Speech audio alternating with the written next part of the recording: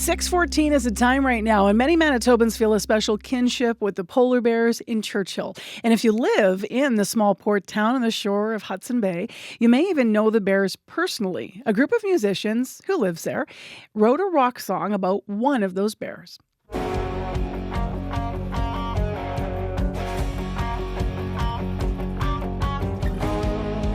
am the wind and snow, in my thoughts alone, I just wander on. We're just giving you a snippet of this right now. We'll play the whole song after our interview, but this is a song called Bear 33, and we played part of it on the air before. In fact, Roy Mexted got messages after we played it, and he's the guitarist and lead singer for the band behind the tune Days on the Land from up in Churchill. He wrote to us and he said, there's a bit more to share about the story about Bear 33 than we even sing about in the tune. And so I'm pleased to say that he's with us live via Zoom from a beautiful space in Churchill. Good morning. Morning, Marcy. This is exciting that you picked up on the message, and it was amazing to get to see our song, and you're talking about our song and the story on your show, and our friends sending it to us, and it means it's a big deal for us to get some exposure from up here in the CBC. So it was exciting, and here we are now. So this is amazing. It's early, but that's fine. Let's do it. We're thrilled to have you here. I was talking about your beautiful space. You're surrounded by wood, and there's guitars on the wall. Is it a recording studio or just a beautiful part of your home? Yep. This is just a little a little home studio.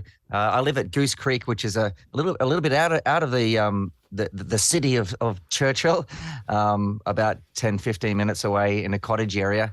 And so, we just we make do with what we can here. So, we just put whatever we found wood on the walls, and this is a bit of a little studio. So we do live streaming as a band and different things for in the arts kind of community in the north. So, we do quite a lot of virtual stuff, being a small community and remote. So, this kind of virtual stuff is important.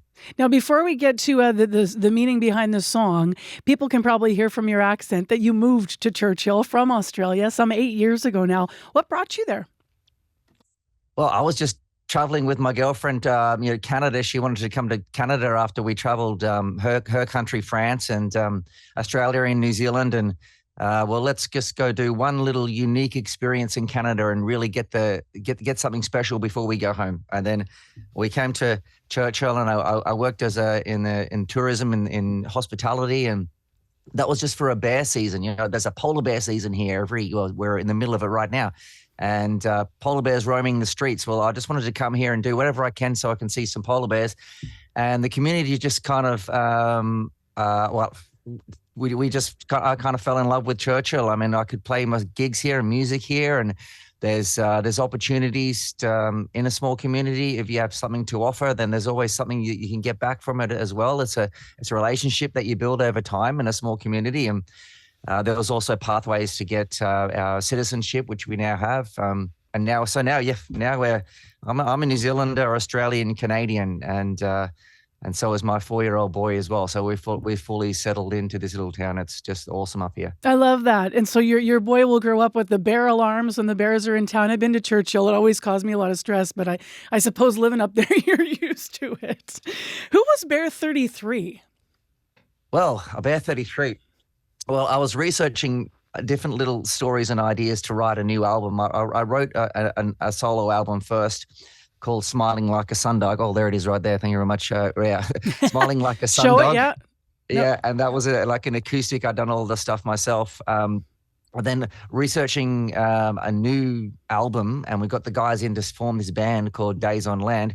Bear 33 was something that kept popping up from stories I'd hear from tour guides like Leroy Whitmore and others that would talk about this polar bear. They used to they still do sort of tag the bears, the problem bears. If there's a bear that comes in, it's walking around town, and they need to get rid of it because it's where it shouldn't be, and you want to teach it a lesson so it doesn't keep coming back with that human contact. They take the bear and they put it into the polar bear holding facility, or the polar bear jail. And it's a huge, big, old, repurposed from the military days, a big old hangar. And it's got a beautiful big polar bear mural. You'll see it in some pictures of Churchill. But that's where they put the bears for a good couple of weeks or whatever, just to isolate them and know that that's going to happen to them if they want to come too close to the humans. And they used to paint certain bears, like huge big numbers on them, like big black numbers. They just put a little dot of color on them now, but they used to paint them. And this number 33, you know, then they'd tranquilize them and airlift them in a helicopter somewhere out in the Hudson Bay or somewhere where they can just go and live their lives peacefully away from the town. And number 33 kept coming back, and that didn't happen too often. And so created a relationship with Jack. He's notorious himself as being just someone who just lives and breathes polar bears, and he's retired now. He's on the video that you're showing now. And is he in your band, or is he just a guy in Churchill? He's a guy in Churchill. He's a bit quiet. I couldn't get him on for an interview or anything, but that's our keyboard player who's playing Jack in the video. Okay. And there's Bear 33. Okay, so we're watching on Zoom, by the way. Yeah. So they have a relationship. Those, you know, Bear 33 kept coming back, Jack chasing them away, and it just turned into a legend. And everyone just kept saying Bear 33. So just fleshed that out into a rock song, and it's just going guns, and people are loving it. And it's a funny little music video. So yeah, it's going good. I love that. It's just so much fun that it actually has a true story behind it. I saw the dots on the bears. I didn't see the numbers. So it's interesting that back in the day, they used to actually put the numbers on the side of them so you know in that way. How did you all find each other, all of the musicians in Churchill? Because this is one song on a new album, as you mentioned, that was written and recorded there. Did you start doing your solo stuff and someone heard you? How did you all form your group? Yeah, well, when these songs started, when I started writing the new songs, it was clear that, you know, I wanted to make it more of a community effort. And, you know, any opportunity that we can turn something into a community sort of project, we will. And especially when we had funding to do certain workshops and things. So let's get the musicians together from the town, turn it into a band. And we have music engineers here doing workshops. So during that workshop, that's when we recorded the album. So it just came through sort of naturally and organically that way. But Beautiful. It turns out that you know, Jeremy, who works as a plumber and Mr. Fix-It in the tour company, he plays an amazing keyboard. Okay, he's a keyboard player, and you know, and Joe Stover plays all sorts of instruments, and he's just a character, and he learned the bass guitar. Do you know Joe? You're right. Yeah. You know what? I think a lot of people know Joe. Say hi to Joe. Every time we've been in Churchill, he's given us some kind of a story or interview because he knows everything up in those parts. Next time CBC is there, we will certainly come and hang out with your band. I'm cutting our conversation off because we want to get the whole tune in, Roy. And thank you so much for sharing the story with us. Where can people find? Are you on Facebook, socials? Where can they follow your group? Absolutely. Just search, you know, Days on Land from Facebook to YouTube to you know, Apple Music, Spotify, everywhere. Listen to the song and the whole album. And yeah, we'd love to know what the listeners think. Thank you so much, Marcy. Here's Days in the Land and Bear 33. Thanks, Roy. Take care.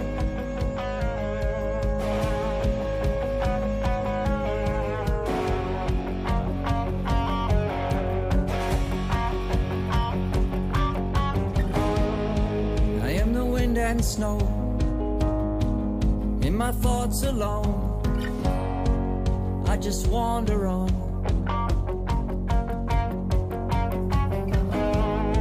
I am the endless seas, that's how it's meant to be. Long grass on a silent beach,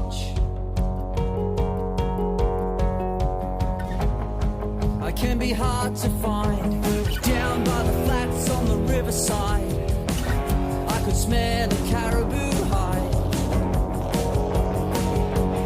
Under the lights of the aurora, well, I didn't get too far. It was a sneak attack. How Jack know I was coming back this time? I'll be doing time.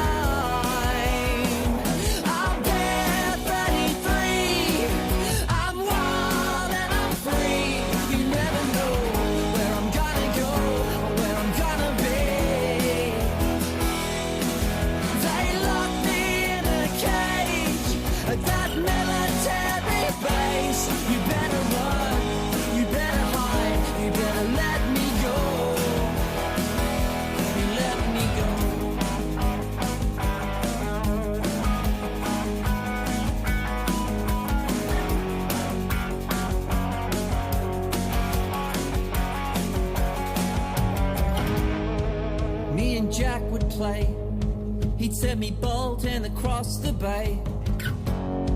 I won't forget that face.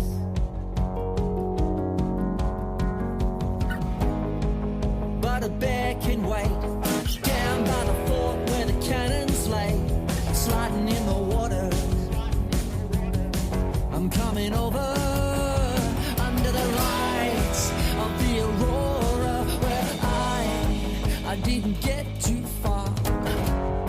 It was a sneak attack. How Jack know I was coming back this time?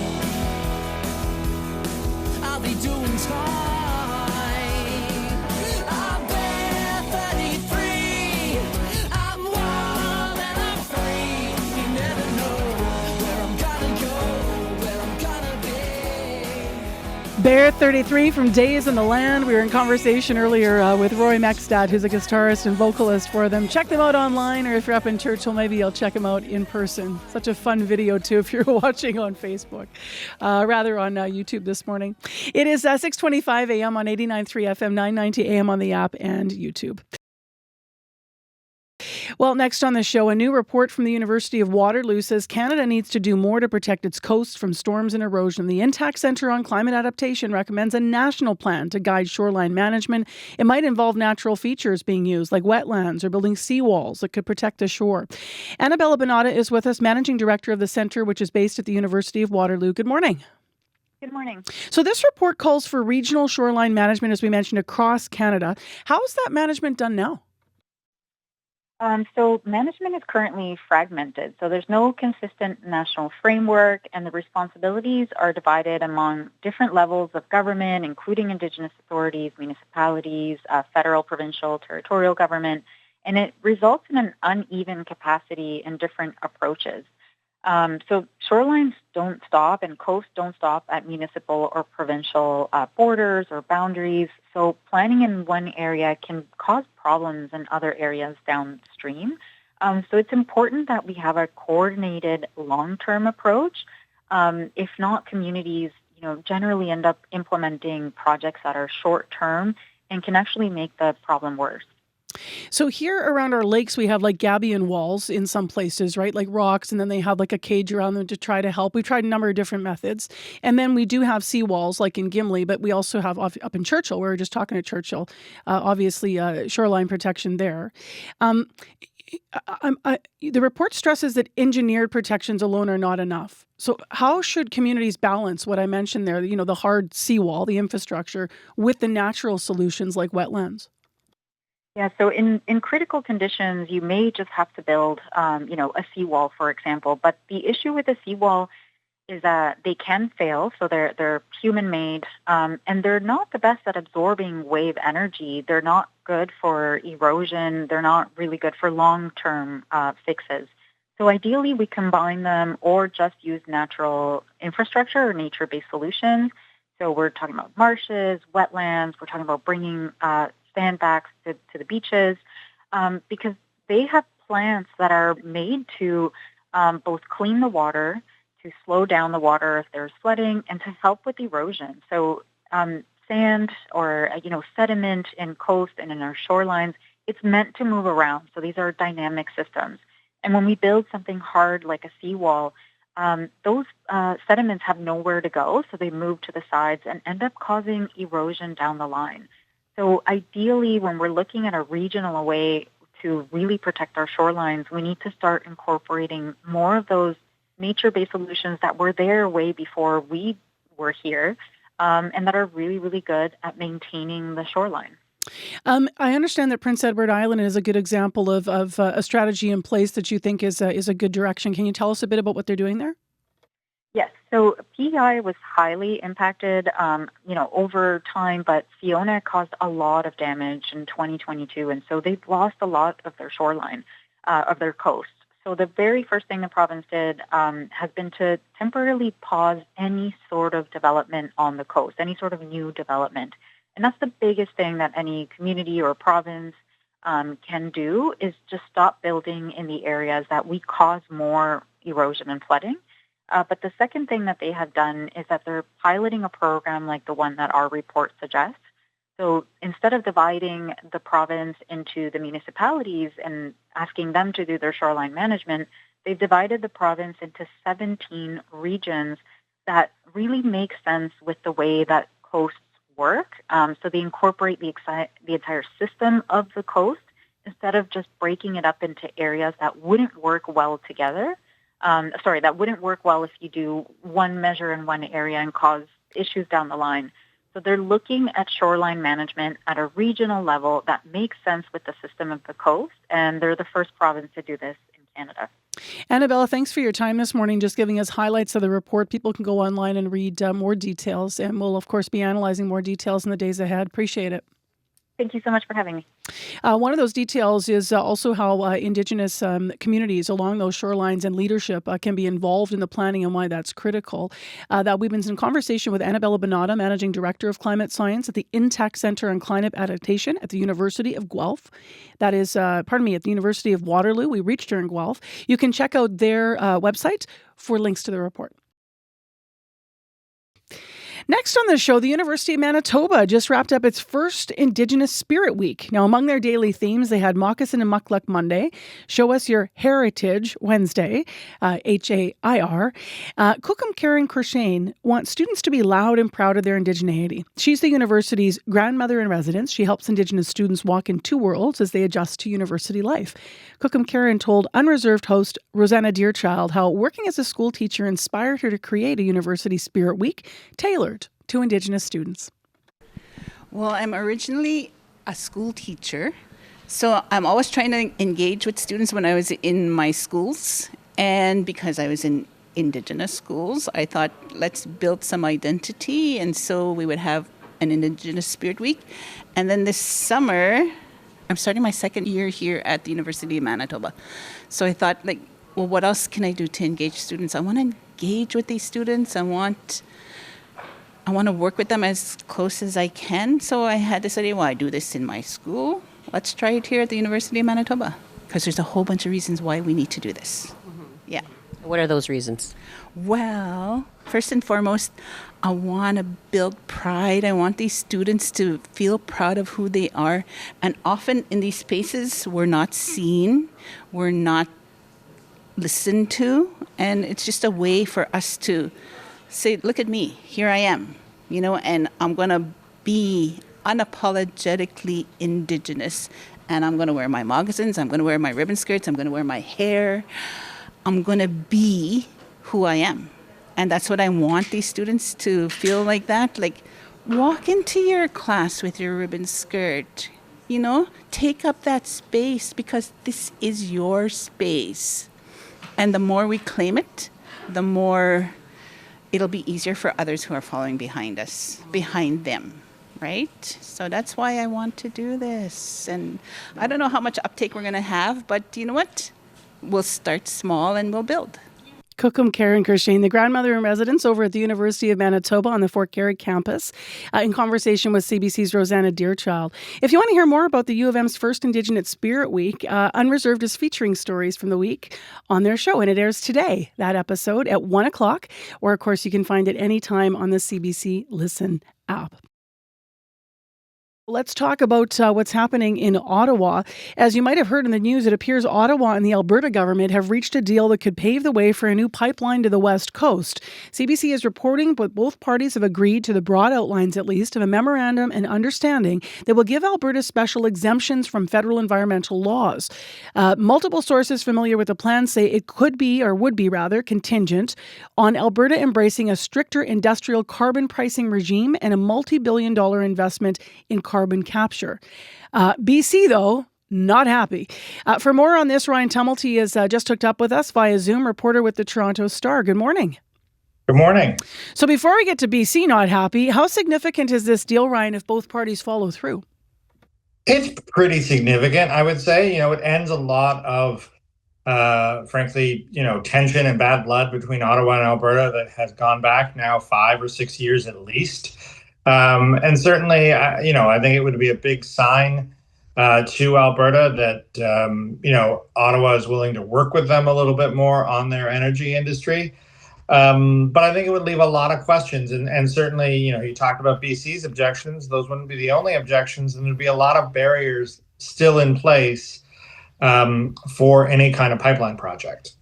BC's objections are around largely consultation, and this is part of northern BC that for a long time, obviously there's Indigenous communities up there as well that are saying that they're fearing they won't be consulted at all if this thing happens. Is that right? Yeah, I mean, well, I would say that the government, the federal government, has been very clear that any project through BC has to have BC on board, though they have said that BC doesn't necessarily get a veto. And they said they've also expected the Alberta government to consult with Indigenous communities and get those communities on board. I think that's going to be a challenge. You've heard what BC Premier David Eby has said, and certainly Indigenous communities along the Northwest Coast are not clamoring for this project, and I don't think they're that interested in it. So I think there's a lot of work left to be done for Alberta. But Ottawa would get a lot out of this. Ottawa would get a very strengthened carbon pricing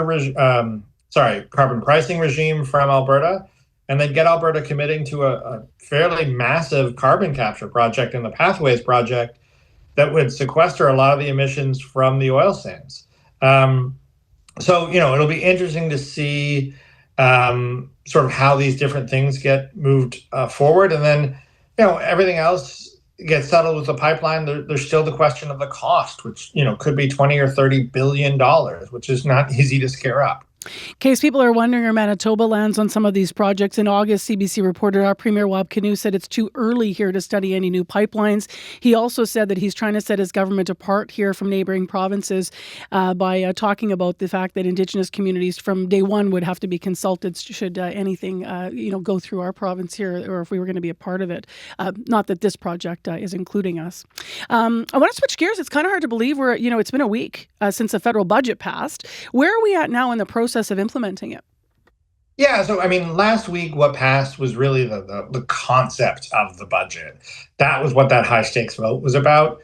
Now we're into the budget implementation bill. That's where all the details lie.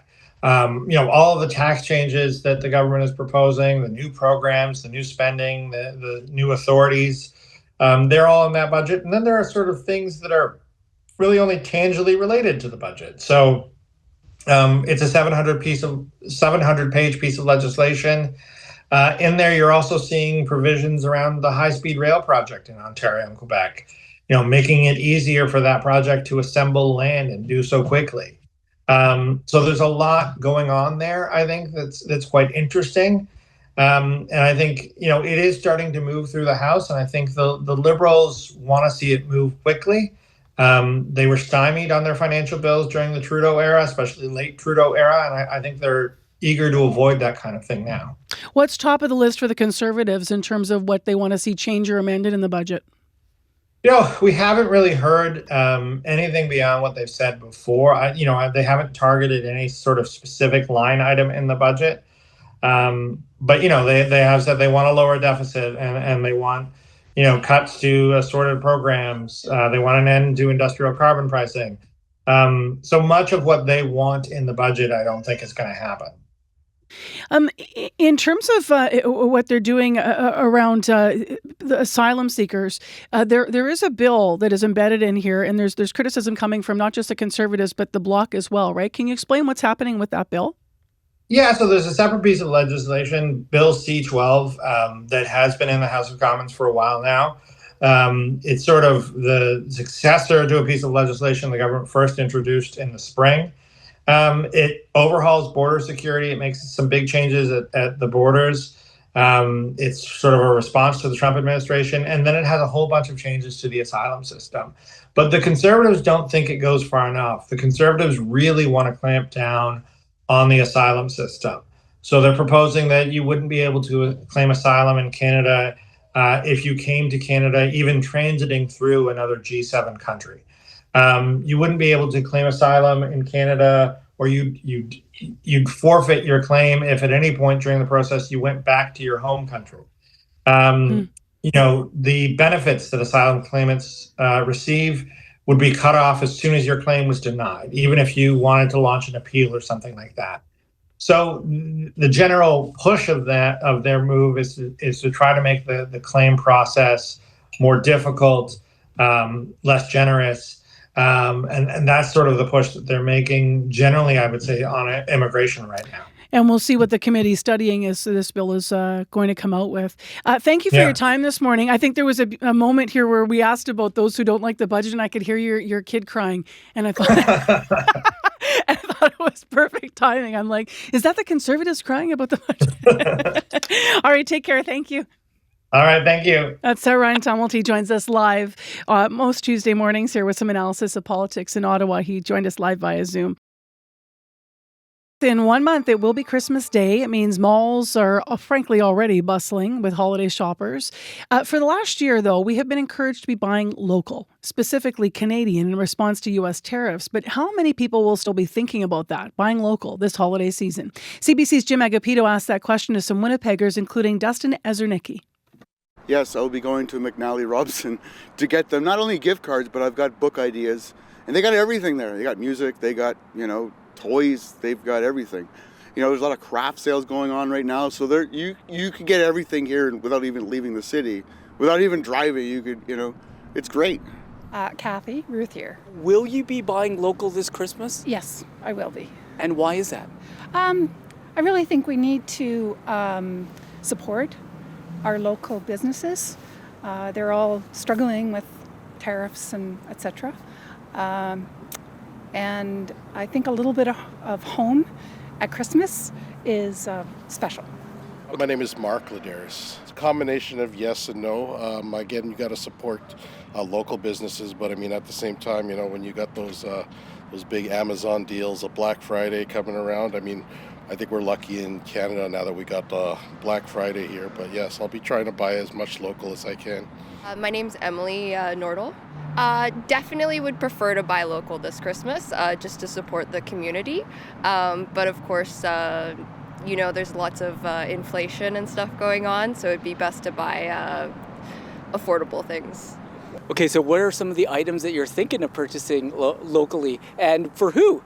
Oh, okay. Well, I'm planning on going to craft stores, homemade crafts, like going to the bazaars or whatever they're craft called. markets. Yeah, craft markets. That's the word I wanted. Probably for my daughter-in-laws and sons.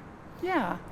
Obviously, it's going to be little shops. My wife, my little kids, they like going to all the little pop-up markets and stuff, getting gifts and such. Otherwise, it's just a lot of Canadian businesses. Things that are going to be supporting businesses. Groceries, with a lot of grocery stores having local Canadian flag tags on there, we like to, shop specifically Canadian made and Canadian produced. My family, my family likes to drink a lot, so I like to buy them alcohol. So it's obviously a lot cheaper to go to the LC to buy liquors and stuff like that than buying local. Is there anything on their list right now that you're looking that's local? Oh, geez, nothing specific that I could think of. The little ones haven't really gotten us their Christmas list, but the big thing is I got two of them under 10 years old. They're very big with the internet, so they can't really tell the difference between what is local and what isn't. Other than the fact that again, we like to visit up a lot of those pop-up shops, a lot of those pop-up markets, and they bring their birthday money, their little $20, $30, and they like purchasing from those guys over there. Okay, I know Black Friday is coming up, so I'm wondering, are you in the habit now of looking at that maybe locally or not? I'm curious. I don't know. I guess it's a little bit hard because a lot of the commercials and advertisements you see are for big block chains versus local. So it's a little bit hard to distinguish what you would and wouldn't purchase based on that criteria. But The Canadian Federation of Independent Business, or CFIB, is kicking off their holiday shopping campaign this weekend with Small Business Saturday. The CFIB says 3 in 10 Manitoba small businesses depend on holiday sales. Tyler Slobogian's been listening in to Jim's conversation with Winnipeggers about trying to shop local. He's the Prairies and North Senior Policy Analyst for the organization. He's here via Zoom. Hi to you. Hi, thank you. A lot of buts in there, hey? People saying, I'd like to shop local, but, or you're working against, things like Amazon or, kids seeing ads all over the internet. How do you push back against that and encourage people to buy local? Yeah, for sure. It's definitely encouraging to hear that many people are looking to shop local this Christmas. I guess one thing I would say is that, if you, unless you actually go into the business or look online, many of these small businesses do have these, incredible Black Friday deals. Roughly over 50% had said that they were going to put on some sort of holiday marketing campaign and sales campaign. So, I think that the more you go into these businesses, the more you shop at them, the more deals you'll find at them as well. Tell me about a bit of the data. 65% of small businesses expect sales to remain flat is one of the numbers that stayed with me. And that's Manitoba data, right? Yes, that's right. Yeah. 65% remain expect to remain flat. 30% are really counting on the upcoming holiday sales. As they look forward to, not even just Christmas, but the next year as well. And 11% expect lower sales revenue this year than last year. So obviously, it's been a very challenging year for small businesses across Canada. Obviously, we've seen a bit of an uptick in people really trying to shop Canadian amid the U.S.-Canada trade battle. And we really want to see that trend continue. Do we know when we hear those numbers, Tyler? Do we know? I mean, I know this is a complicated question. Businesses are all different kinds of sizes when we say small business and such.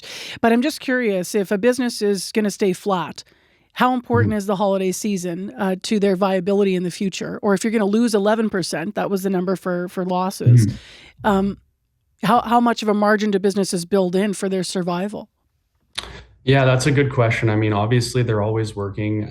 Our members are typically working with very slim margins. So, the 65% remaining flat, I think many of them would make it through. But, to really boost their revenue, their sales, I think this campaign and Small Business Saturday that's coming up on November 29th is really to encourage and really bring them, past that just point of survival. We're really trying to help them as much as we can. And, we've got a lot of resources on our website at smallbusinesseveryday.ca. There's actually a really cool thing on our website where you can look at a map, an interactive map, and see all the small businesses in Winnipeg across Manitoba and, exactly where you want to shop. What's the difference in your view over last year? Obviously, last year people were encouraged to buy local, and then 10 months ago, with the U.S. tariffs coming in, a lot of people really leaning into that. What's your sense this year? Are businesses more or less concerned than they were heading into last holiday season? Yeah, that's a good question as well. I think, many are more concerned this year than they were last year. It's been a whirlwind, like I've said, for small businesses across Canada. Not only have they dealt with the trade war, they've also dealt with many, Canada Post strikes. Inflation isn't helping. The cost of everything is going up. That's the number one constraint for businesses' growth is the amount that it costs to do business in Manitoba.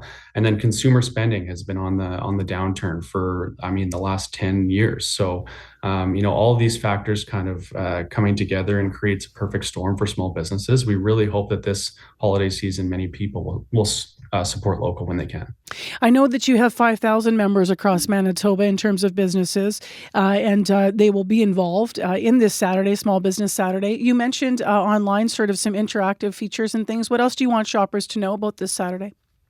Yeah, it's ultimately an initiative to help people go out and shop local, support local where they can.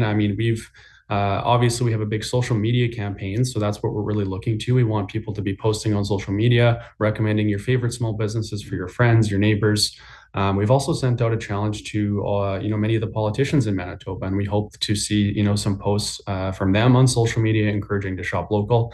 But ultimately, it's just an awareness campaign. We really hope to bring awareness on really how much this means for small businesses, the holiday season, but also this Saturday.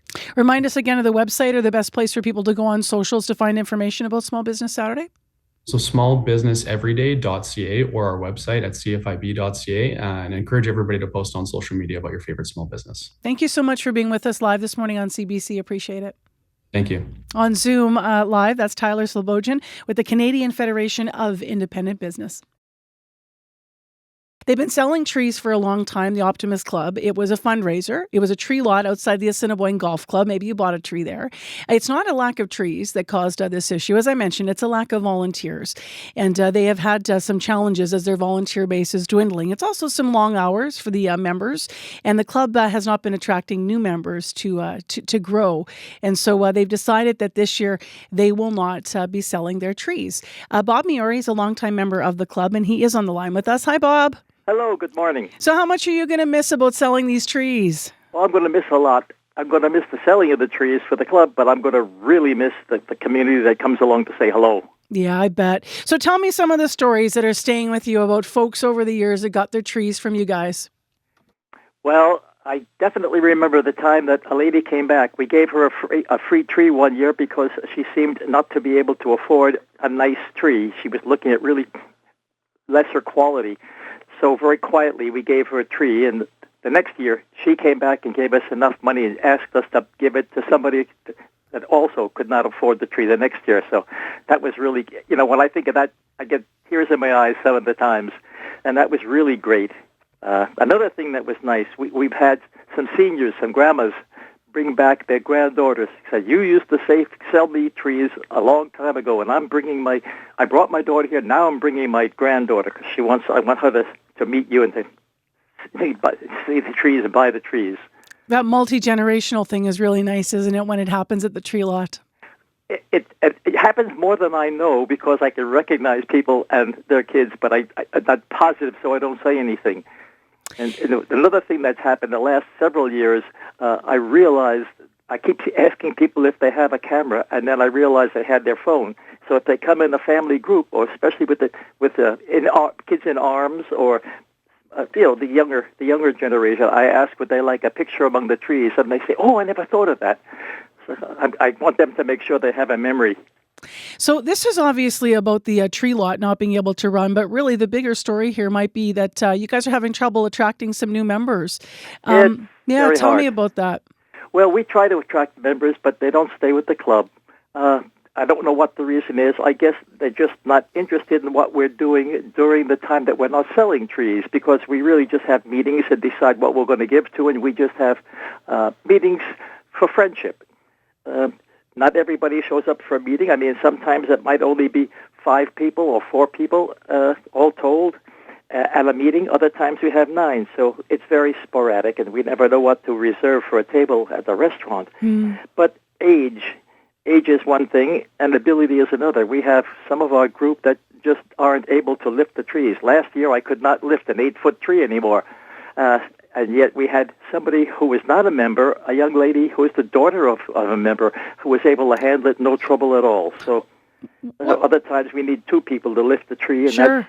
That's unfortunate. What's the challenge then to the club then? Because the tree sales were the major fundraiser for the club, and you said you have dwindling membership. So what does the future of the club look like? We have money in the bank, so we're going to continue to give out the things that we are doing for donations to the schools, the track club, the golf course, the scholarships, and keep our eyes and ears open for things that we want to do in the St. James area. The motto of the club is Friend of Youth, so that's the majority of what we do. Sometimes we do things for seniors, for the firefighters burn, the ladies at the hospital, on the birthing room and stuff like that, or the nursing room. But mainly we're interested in Friend of Youth and trying to do something in the community that way. Well, so you'll stay community-minded moving forward. I wonder what your message is to people who are just maybe hearing the news that you're not going to have the tree lot operating this year. Well, really, that we enjoyed having them. We're so grateful that they supported us for so many years. I've been with the tree lot since 1973, and I just missed 1 year, and the people were just so great. I mean, we had very, very few problems, and we had the thing in mind that if they didn't like a tree, they could come back and exchange it for another, and they really appreciated that. And just the fact that we had so many friends come by, but even though we had a flyer that invited people to come, and we had some telephone numbers, nobody showed up. Just didn't work out this year.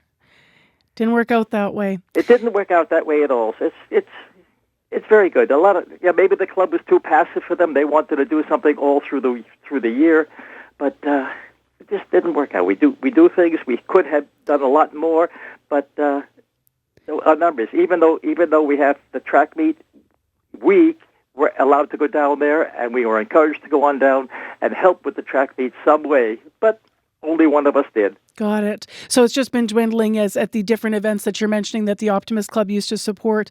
Obviously, it's given had a lot of impact on your life, and will continue to as you give to the community with that money in the bank, as you said. Oh, yes.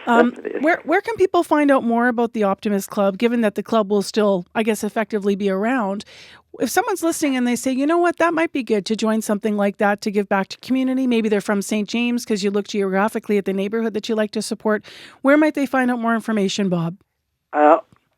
If they went to the Facebook or the phone directory, I guess they don't have a real directory anymore. Not all the clubs have information, but there are still some around, and they can just look that up and call them and find out from that club what area that there will be some work to be done. Yep. Some Optimist clubs, and they can direct themselves to that. So I better be clear here. You guys aren't wrapping it up entirely. You're just wrapping up the lot. Like if someone's interested in St. James, could they still join your club?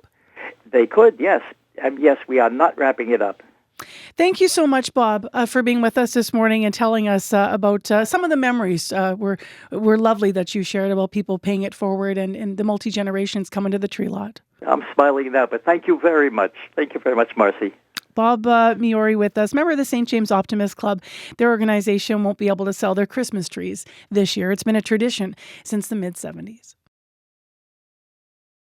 Well, next on the show, heartbreaking and disappointing. Those are actual words people are using to describe the new 72-hour detox facility that's slated to open at the end of the month in Winnipeg. Sunday, more than 100 people protested outside the Manitoba Legislative Building about it. They're calling on the province to reconsider the approach to recovery after media got a tour of the facility last week. So Joseph Fourre was among the protesters. He's a former addict. He spoke with CBC's Faith Fundal. This was his reaction when he saw pictures of what the new detox facility rooms look like. Well, I think just looking at the layout and the design of it when I first saw, it kind of broke my heart because they just look like cells. I've been in jails and stuff like that, and the pure white walls, the stainless steel toilet. There really wasn't anything in there that gave me the impression that this was going to be a place where a person could look at recovery or even detox. Joseph Fourre with his point of view upon seeing images and video of the detox center, speaking to CBC's Faith Fundal yesterday. Now, for listeners who have not seen the photos, they were described there by Joseph. But in addition, I just want to mention the mainly white cement walls, and then there's bright lights in the rooms. They're about 3 by 3 meters, these rooms. There is that metal toilet and sink in the room, as Joseph described. The doors are gray, and they have a small window in each room here. Today, we are going to get another perspective on this. Dr. Ginette Poulin is with us, who specializes in addiction medicine. Good morning. Good morning. So you've seen what these rooms look like. Given obviously this is your area of understanding, what was your reaction to them? Yeah, I can certainly appreciate from the public eye why it can be appalling to some degree. But what I would highlight is from a medical perspective, what I see when I see this type of setting is really safety measures. So this is essentially set up like a high secure psychiatric unit, in that you've got the metal doors that I'm assuming are anti-barricade, meaning that the individual can't barricade themselves in, and people can have access to that. There are no things like objects that could be used as a weapon against themselves or against others. Certainly when we think about possibilities, these are things that come in there. It's very sterile appearing. And so from a public perspective or an individual's perspective, it can be shocking. What I would say is I'm hoping that there will be still actions that will be taken to help make it more dignified. For example, there are things like, anti-ligature, tear-resistant blankets and bedding that could be used. I do note that from the previous detox, which was a 24-hour, there are now beds and sinks, which is certainly an upgrade from previous location or services. So what I'm hearing is that the low stimulus environment, as you're describing it, might be good for people not to have that around, and also for safety, but that there are things that are safe that you're hoping might be added to kind of warm things up, so to speak, and maybe be more the word I'm thinking of is human, but I'm not sure if that's the right word or not. But you're saying there are some improvements that could be made. What is it about a low stimulus environment that would work in addiction recovery?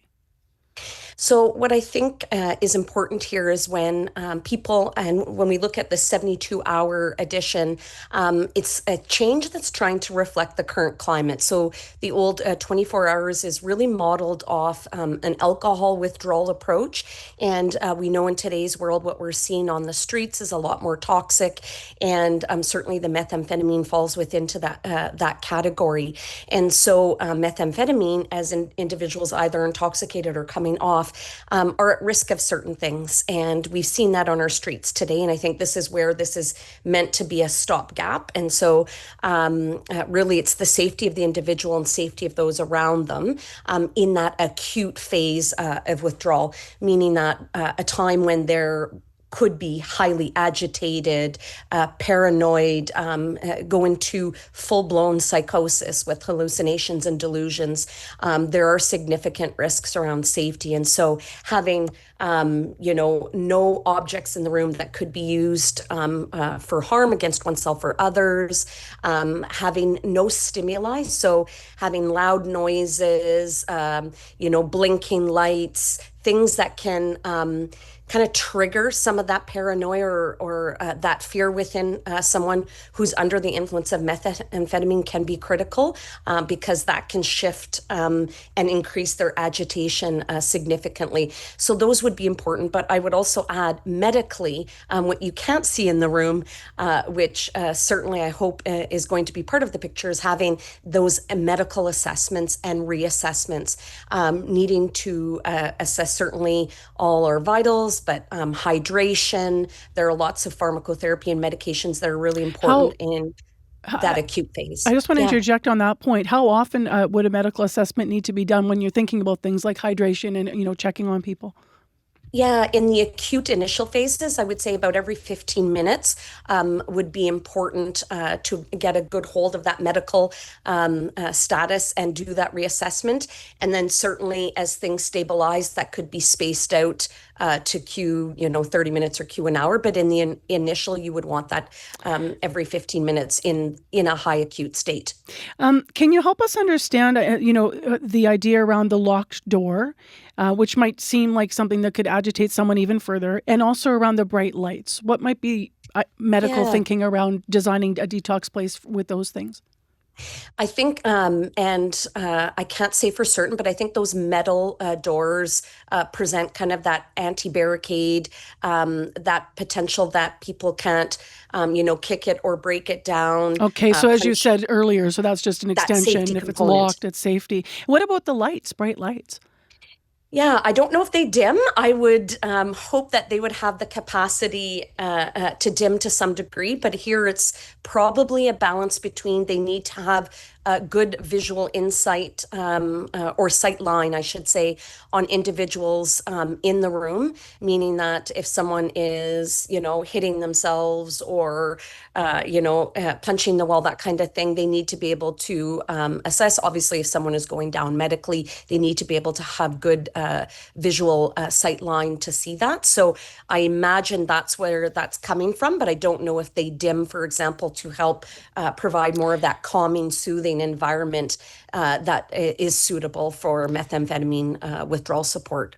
Just last, having understood facilities like this and looking at the design, the first look at this, are there places in Canada that are doing something different that we might think of emulating, or is it difficult? Maybe I shouldn't project that. Is it something that is evolving across Canada and understanding how to make these spaces, do their job and purpose in helping someone medically, but also maybe be warmed up, so to speak? I would say this is an ongoing challenge, certainly here in Canada, but also elsewhere throughout the world. In the realm of mental health and addictions, there's always that balance, and first and foremost needs to be safety of the individual. And I hear a lot of talk around recovery. When we think about detox, I think this is important to note that this is really one step in a continuum, and this is not a long going, supportive withdrawal management into further care and treatment. This is that acute phase. And I think this does need to connect with the rest of that system. And, unfortunately, because of the complexity around capacities of individuals while they're intoxicated, during a time when illicit substances are so toxic, it is a challenge and it's a balance. And I don't think we have the perfect research. We don't have the perfect solutions yet. Well, to date, and we're learning as we go. We will leave it there. Thank you very much for your insight. Thank you. Dr. Ginette Poulin, who specializes in addiction medicine. Well, next on the show, traffic safety is on the minds of many as news came yesterday that Manitoba author Rosalie Tennyson has died. Police say the 67-year-old was crossing Osborne Street at Roslyn when she was struck by a car on Friday. She was the 9th pedestrian fatality this year in the city. Now, that number is down year over year from 2024, but it is up significantly from the 4 pedestrians killed in 2023. That's according to the latest data from MPI. CBC's Meaghan Ketcheson asked people at the intersection in the village how they feel about pedestrian safety in the area. My name's Kieran Bjornsson. I used to live in the village. I just live across the river there in West Broadway, so I often am finding myself here for groceries, services, stuff like that. I feel as though, especially when you're crossing northbound and the cars are coming southbound, they're really ripping it down the bridge, and sometimes when they turn, they're not really thinking about the people who have the right of way. Considering how high foot traffic there is at this intersection, I'm kind of shocked that there isn't traffic calming or some sort of lowered speed limit just to make it safer for pedestrians and cyclists alike. I don't know how to do city planning, and I don't know how that all works, but I would appreciate if cars that were coming either southbound or northbound over this bridge, if they had some incentive or a new posted limit maybe closer to when they're getting to the intersection, just because that shouldn't happen. And the fact that there's been 9 traffic fatalities is ridiculous in a city that has the means to make it safe for everyone. Eric Lavoie. Unfortunately, it doesn't surprise me. It seems like a lot of speeding going on in this area. We live nearby, so we kind of hear. And there's been times, I'm crossing and there's close calls. And I've seen it multiple times. It's a somewhat frequent thing. So unfortunately, it doesn't surprise me. I think that's the thing. It's just a matter of time when people are,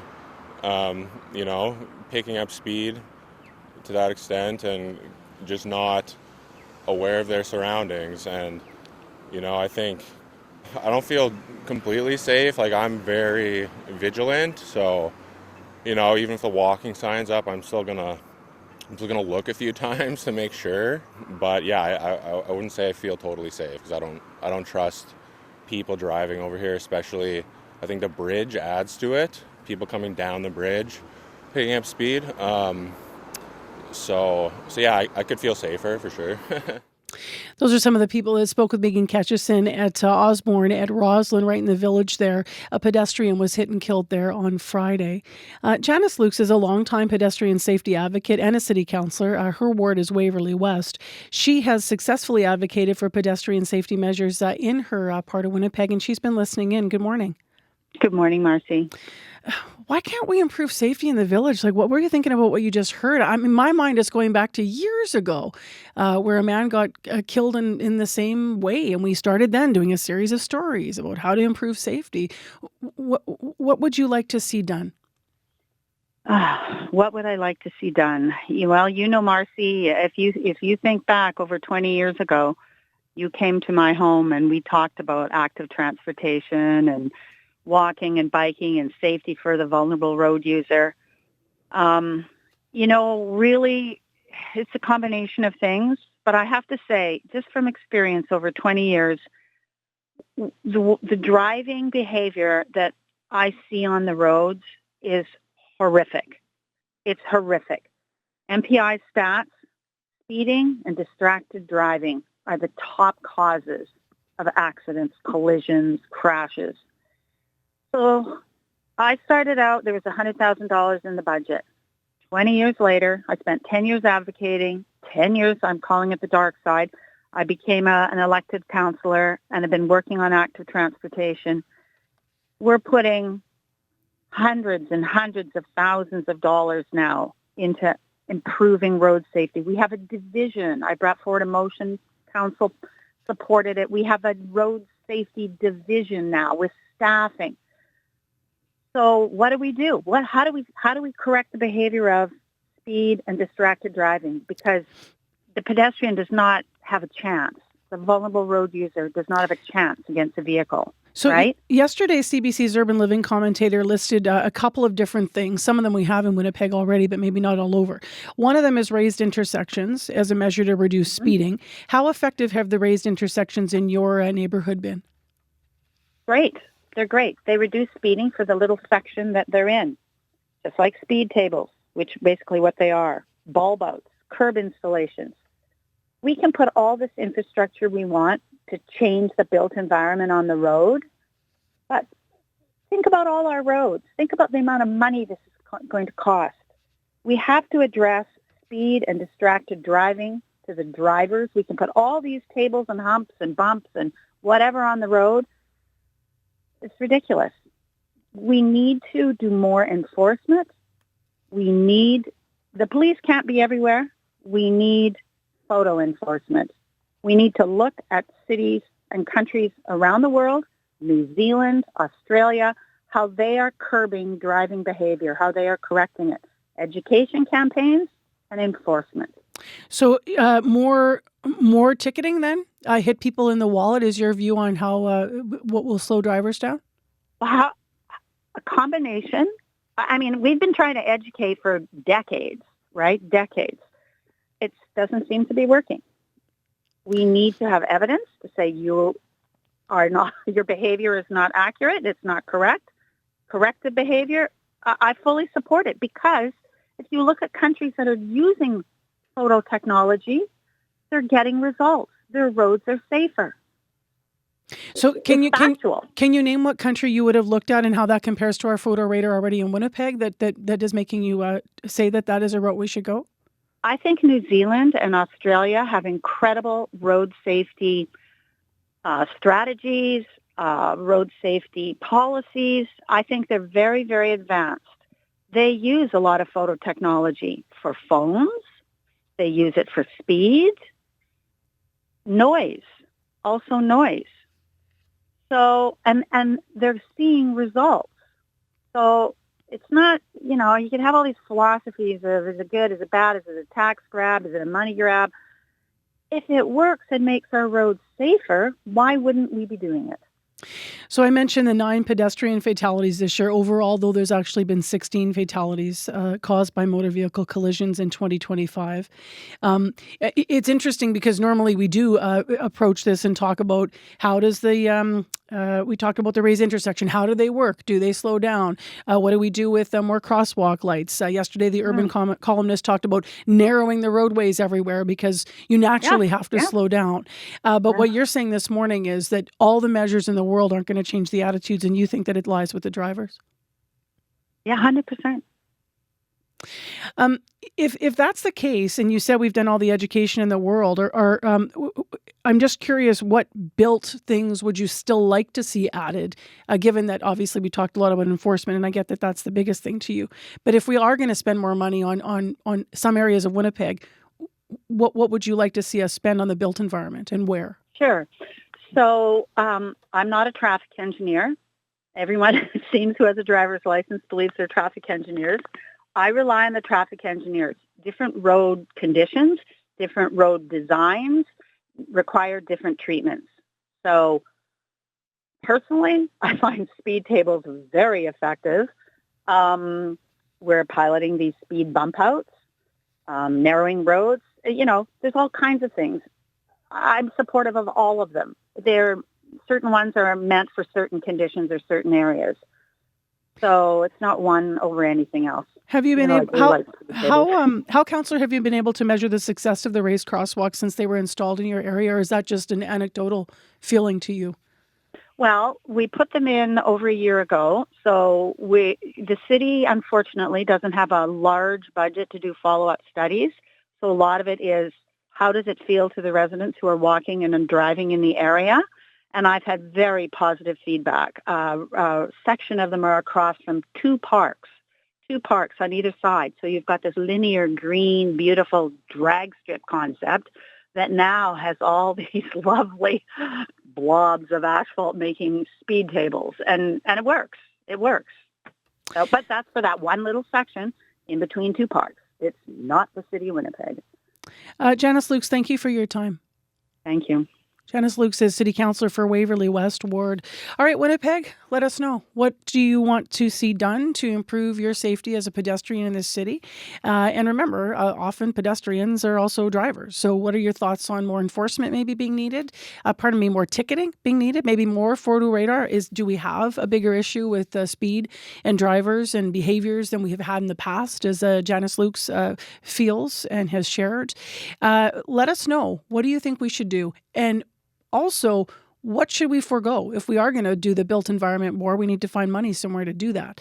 So 788-3205, if you want to have your say on this, 788-3205. You can read online more about what I was mentioning at the beginning. Another person killed in Winnipeg, 67-year-old Manitoba author Rosalie Tennyson, who was struck in the village on Friday.